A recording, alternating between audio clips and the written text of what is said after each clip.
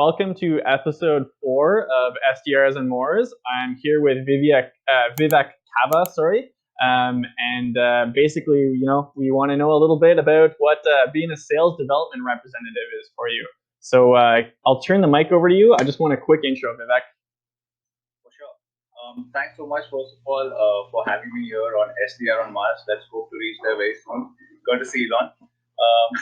Apart from that, just to give you a little bit about me, so I'm currently an SDR intern at Vidyard, and I'm originally from Mumbai, came to Canada 2 years back.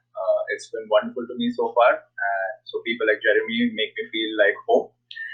And yeah, apart from that, with respect to my role, so we're an intern, we're working on specific projects. So just to shed some light on one, we are working on this project for Salesforce, where Salesforce is a Vidyard customer. And since Salesforce is like a city in itself, not many people are aware of Vidyard. Even if they are aware, they don't know they have access to the enterprise license.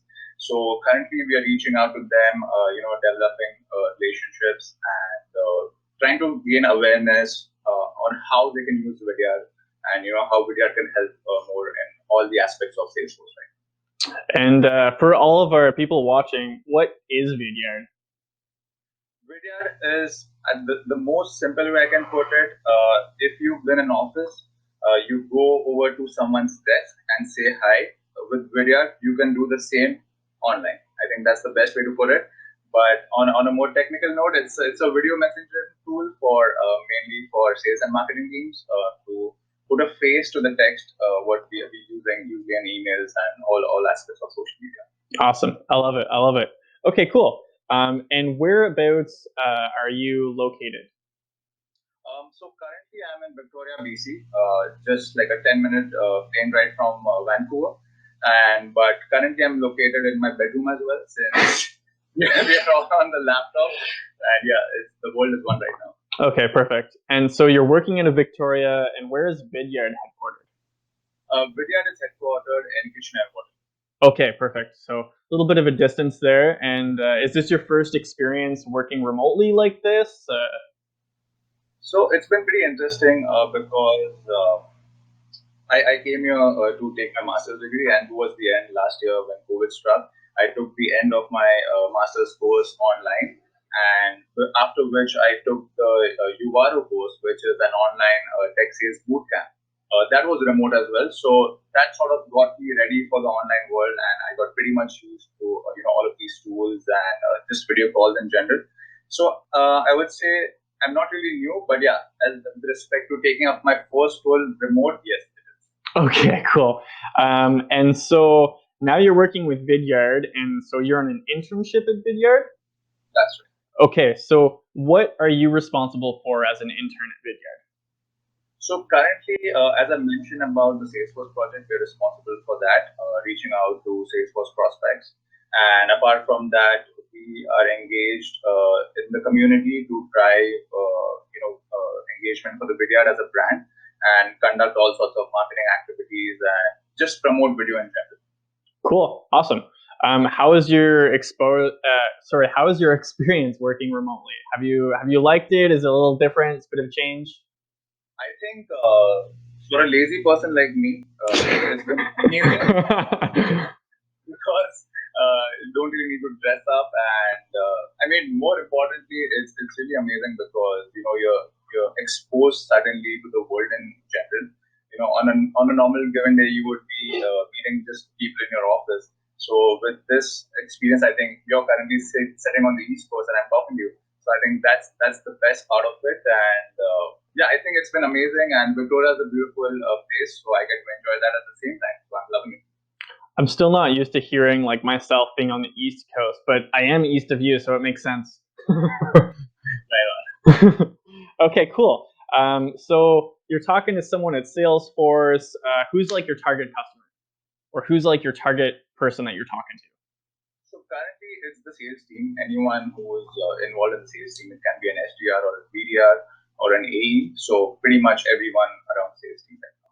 Okay, cool. So I'm an SDR with Salesforce. I need to know the advantages here, or like I need to hear your pitch.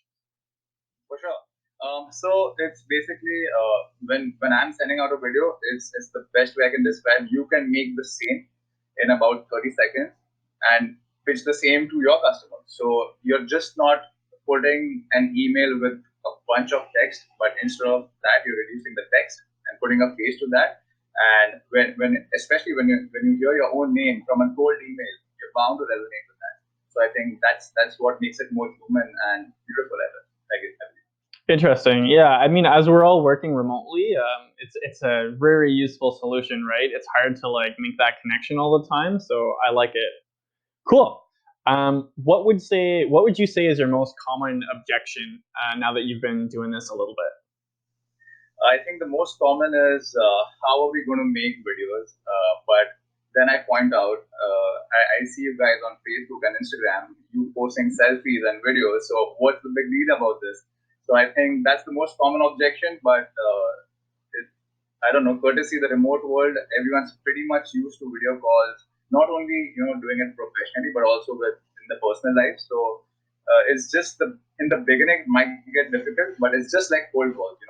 It's difficult in the beginning, but that doesn't mean it works. It does work. So it's the same with videos, I guess.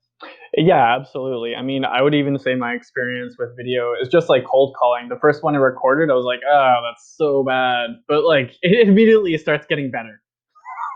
And trust me, I myself am a testimonial because I don't post at all, like personally. I barely have taken like 3 selfies in my life. So it started difficult, with 20, 30, 40 retakes and reading off a script like a robot. But now, a few months down the line, oh, you can do it. I think if I can do it, anyone can. I love it. I love it. Okay, cool. What do you think is your most useful sales tool? My most useful sales tool, I would say, right now, I mean, I have a bias there, but I think it's Vidyard. And that's one of the reasons I'm here, because I believe personally in the tool, because in the beginning when I was exposed to it, when I started using it, I didn't quite get it. But once I started seeing the response and the kind of things which you can do with it, and also sort of track who's seeing it or not, just like an email campaign. I think that's one of the reasons. And I'm a traditional salesperson. I like to conduct in-person sales meetings, and they are sort of enables me to do so. Right. That's why it's a wonderful thing. Yeah. That makes a lot of sense. Cool. So you're doing an internship here. I think you mentioned that you had done some sales previously. So why do you like sales? Why do you keep coming back to sales? It's pretty interesting. I'll leave that to you. I'm called Vivek by a lot of people. Any guesses why? No, actually, I don't have a good guess for you. Because I'm super curious by nature. I ask a lot of questions. So I'm originally an engineer. I like that. Yeah, and during my study, I started questioning the fact that, how are we going to make money out of this? And that was sort of my turning point into sales. And I started off my first job at a Honda car dealership. And yeah, never stopped since. Cool, awesome. That's definitely an interesting transition from like car sales into now you're selling video. Cool. Well, they say sales is the most transferable skill, so that makes a lot of sense. Um, would you have any advice for someone looking to get into the sales world, whether it's selling cars or even like working as an intern at a tech company kind of thing? Like, what do you think?